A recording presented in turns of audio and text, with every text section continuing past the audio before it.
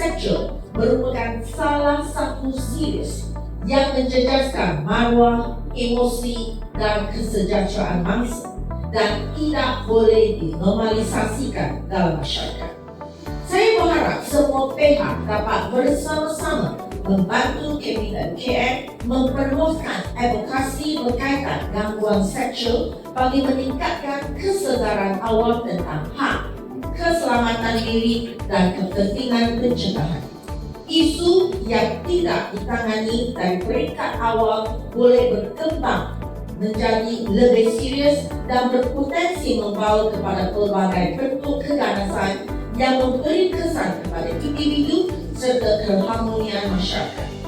Kita semua mempunyai tanggungjawab bersama untuk membina budaya sifar toleransi terhadap gangguan seksual.